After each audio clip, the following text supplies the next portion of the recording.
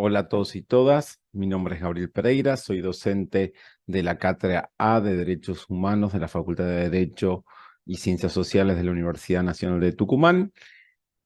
Este video tiene el objetivo de complementar algunas de las discusiones que estamos teniendo en el cursado de esta espacio curricular respecto de la unidad 1.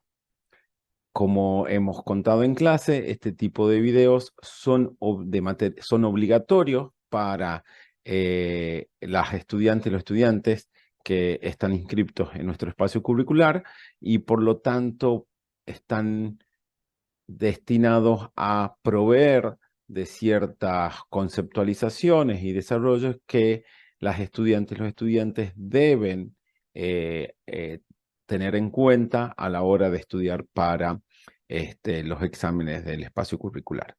En ese sentido, la idea es que por los próximos 13, 14 minutos podamos discutir algunas cuestiones esenciales que refuerzan lo que se discutió en clase, como también lo que se provee en la bibliografía sobre la unidad 1 destinada a conceptos y orígenes de los derechos humanos. En este momento lo que voy a hacer es compartir la pantalla con ustedes un PowerPoint que también va a quedar en nuestra página para que ustedes lo puedan consultar. Como ustedes recordarán, en nuestra unidad vemos dos elementos esenciales: fundamentos y conceptos de derechos humanos. ¿Qué es lo que hacemos, diríamos, al discutir esta temática? Es tratar de preguntarnos por qué creemos nosotros que tenemos derechos humanos y por qué esos derechos humanos ocupan un rol especial dentro del sistema jurídico y político de nuestro país. Cuando hablamos de rol especial, estamos hablando justamente de que son derechos que, si uno haría una escala o una pirámide, como tradicionalmente nos han enseñado, esos derechos están por encima de otros derechos, de otros deberes, obligaciones y de todo el sistema jurídico. Entonces son derechos especiales. Tenemos muchos tipos de derechos, pero estos derechos humanos tienen un rol especial. Los tenemos arriba. Son preponderantes en el sistema jurídico. Y la segunda parte de nuestra unidad también está destinada a pensar que el surgimiento del sistema de protección de derechos humanos que existe actualmente en la modernidad nace en un contexto particular, diríamos. Hay que diferenciar muy bien acá que por un lado estamos hablando en la primera parte sobre los fundamentos y la conceptualización de los derechos humanos como tal, y en la segunda parte estamos hablando de cómo nace y qué da lugar a la estructura, al sistema de protección internacional de derechos humanos que en la actualidad existe en nuestros países, del cual nuestro país es parte. En este video nos vamos a concentrar justamente en la primera parte, fundamentos y conceptos, que es lo que está resaltado en la primera de los recuadritos que ustedes ven en esta presentación. Ahora bien, ¿por qué hablamos o por qué es necesario hablar, concentrarnos en los fundamentos de los derechos humanos? ¿Cierto? En la actualidad es muy importante que ustedes sean conscientes de que existen dos tensiones sobre los derechos humanos que es importante tener en cuenta. Por otro lado, existen procesos políticos, sociales, culturales, representados muchas veces en líderes, lideresas políticas, que le quitan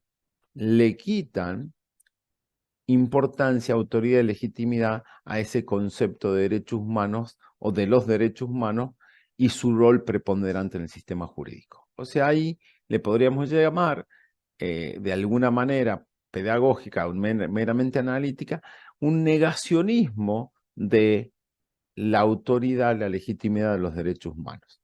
Hay personas que con ciertos argumentos dicen que hay una exageración y que no existen ciertos derechos.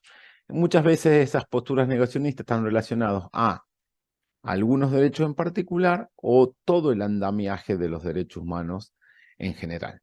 Entonces, hay una tensión y muchas veces cuando ejercemos nuestros derechos, empezamos a sentir resistencias de determinados grupos.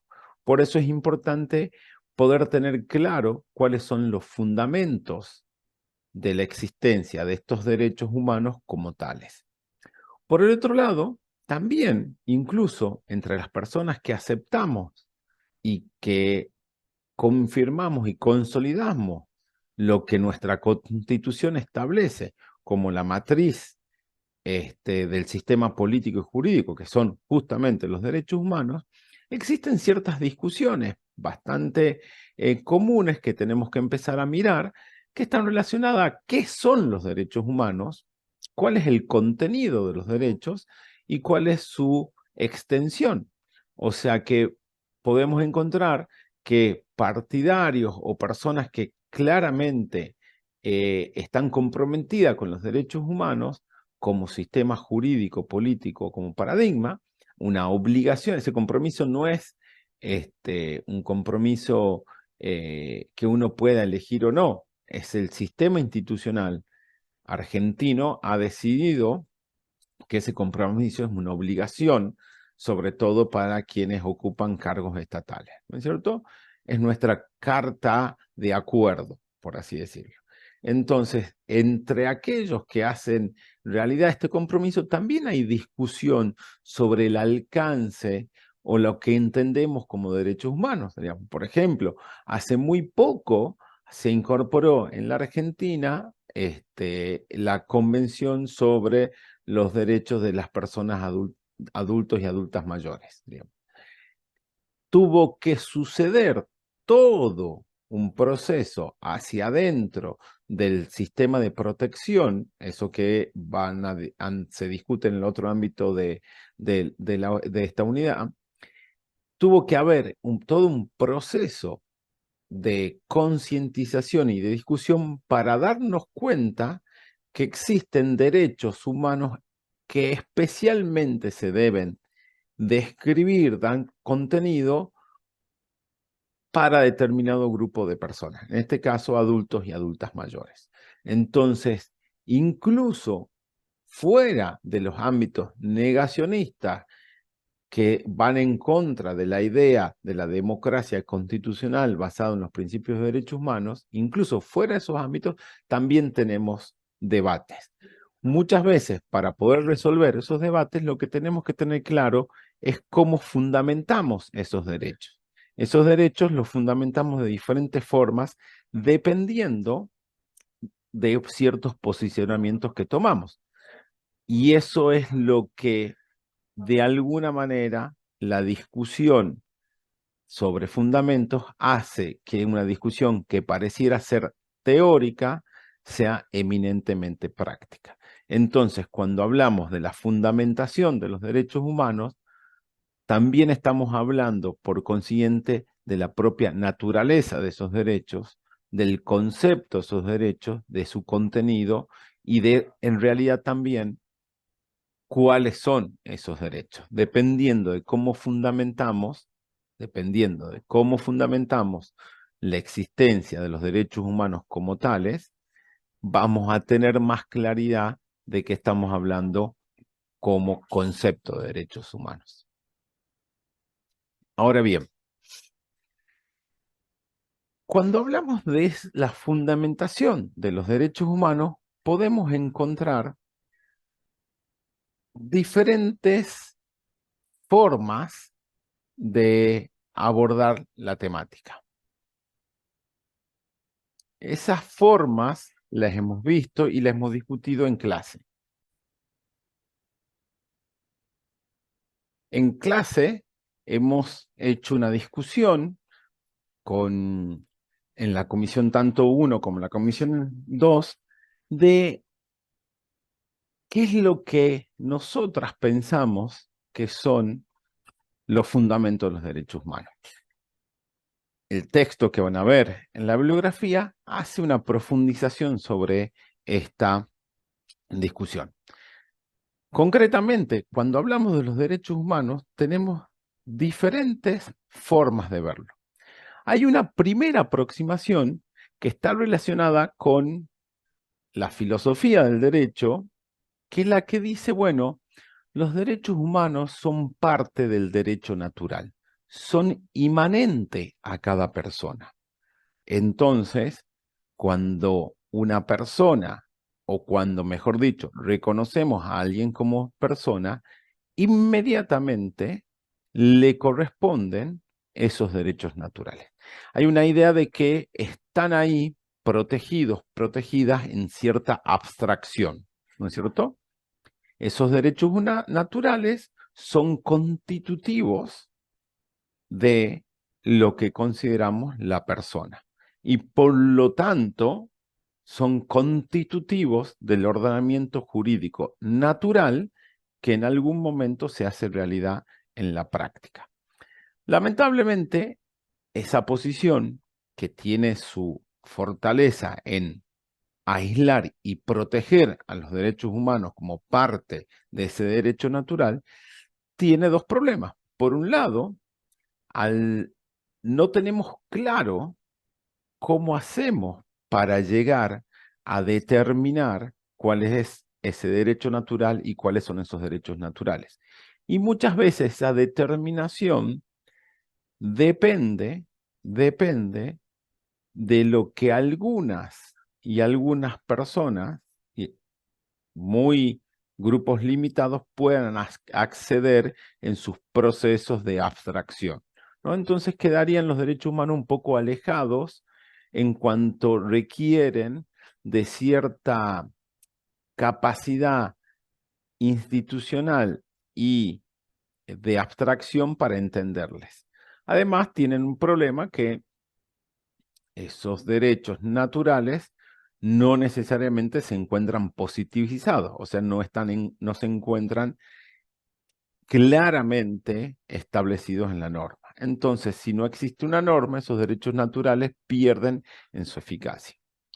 Entonces, los derechos naturales, ¿qué son los derechos humanos y cuáles son? Depende de lo que entendamos que es inmanente a la naturaleza de la persona y parte del derecho natural. Y eso, como les dije, trae sus problemas. Ahora bien, hay otra posición, también, si se quiere, más abstracta, en el sentido que son derechos morales, en el sentido de la moral como moral pública o moral política. Nosotras, en nuestra sociedad, le otorgamos a quienes consideramos personas ciertos valores esenciales para su vida, ¿no es cierto? Entonces, esos valores morales son los que consideramos o representamos como derechos humanos. Por ejemplo, podríamos decir que hay un acuerdo político, social y cultural que el derecho a la libertad de expresión es parte o refleja esos valores que nosotros consideramos esenciales, ¿no es cierto? Entonces, los derechos humanos ya no son algo abstracto y alejado que está en en un topos urano, diríamos, para la filosofía griega, alejado, sino que son consecuencias de interacciones y discusiones que tenemos nosotros en la sociedad. Entonces, por ejemplo, toda la discusión liberal contractualista, diríamos, Locke, Hobbes, Rousseau, que ellos nos proponían pensar un estado de naturaleza salvaje en el cual decidíamos entrar al Estado, y ahí, cuando entrábamos al Estado, hacíamos ciertos arreglos institucionales que incluyen decidir cuáles son los derechos humanos que queremos proteger en base a lo que consideramos esencial para la persona humana en esta interacción. Eso, de alguna manera, mejora o trata de sortear el problema que tenían los derechos naturales en el sentido de que ya no son abstracciones alejadas, sino son producto de la interacción social y política que decide qué derechos morales o qué moralidad pública queremos tener.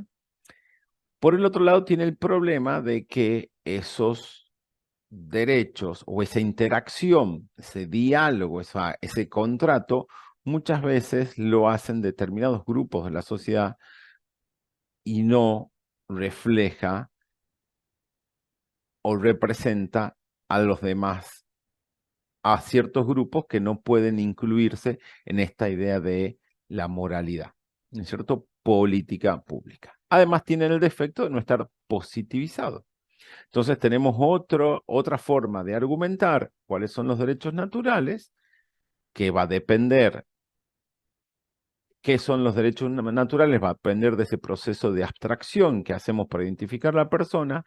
Eso se diferencia de las posiciones más de los derechos como derechos, construcciones morales políticas, donde los derechos humanos, ¿qué son? Son justamente la moralidad política que le asigna como consecuencia de un diálogo, de una interacción social y política, que le asigna determinado valor a ciertas características de la persona y que se protege a través de derechos humanos. Ahora bien, hay otro posicionamiento que dice, bueno, miren, está bien que hay algo inmanente a la persona humana, está bien que hay ciertos acuerdos dialógicos para otorgar mayor o menor relevancia a ciertos derechos y convertirlos en derechos humanos, pero en la realidad, todo eso que han dicho ustedes no tiene efectivización si no se los positiviza. Y hemos logrado en la sociedad incorporar ciertos derechos al orden internacional a partir de la Segunda Guerra Mundial, algo que estamos discutiendo en la unidad, y sobre todo se viene en la unidad 2. Entonces, la fuerza de los derechos está en su acuerdo positivizado en el sentido que se hace norma, en este caso norma internacional, y luego constitucional y muchas veces legislativa, se hacen norma y ahí está su autoridad. Ahora, el problema que uno puede llegar a tener es que esa posición positivista propone que solamente son derechos humanos aquellos que son positivizados. Entonces, llevándonos a un ejemplo no muy lejano en la cultura política de Argentina, las mujeres no tenían derecho a decidir sobre su propio cuerpo en determinadas circunstancias porque el derecho penal así lo establecía, ¿no es cierto? Entonces, no había derecho. Y bueno, pero justamente se le reclamaba por la legalización de la interrupción del embarazo, basado en la idea de la derecho de las mujeres de disponer o decidir sobre su propio cuerpo, y por más que la norma no lo establecía, se alegaba que existía ese derecho. O no le podíamos decir décadas o siglos atrás a un esclavo, usted no tiene derecho a libertad, porque la legislación no se lo permite. Entonces, la posición positivista gana en un aspecto, pero pierde frente a la posición más naturalista o más de moral pública que les comentaba anteriormente. Y después también tenemos una forma de fundamentar los derechos humanos en el sentido de que los derechos humanos son consecuencia de la reacción de la sociedad frente a eventos históricos dramáticos que nos hacen pensar que nos hemos cargado con nuestras propias humanidad. Guerras mundiales, revolución industrial, etcétera, etcétera. Entonces, los derechos humanos tienen su, su autoridad, su fundamento en esa construcción histórica de luchas sociales y políticas que reivindican y logran mayores niveles de igualdad. Esa también es un proceso un poco más que trata de complementar o trata de sortear los problemas de los derechos naturales, los derechos morales, los derechos positivos, pero a la vez tiene dos problemas. Uno, por un lado, que cuando vemos cualquier texto de derechos humanos, se hace demasiada alusión a eventos dramáticos que suceden en lo que se denomina el norte global, Estados Unidos, Europa Occidental. Entonces, por ejemplo, si los derechos humanos son construcción histórica y los hechos históricos que demandan una reacción y legitiman a los derechos humanos son los que establecen esa norma o esa legitimidad. Ahora, si en el hecho histórico que relatamos no está la conquista y el genocidio indígena, obviamente que sucedió en las denominadas Américas en ese momento, no vamos a tener los derechos de los pueblos originarios como parte de ese catálogo. Entonces tenemos una cosmovisión de los derechos humanos demasiado influenciado por el norte global.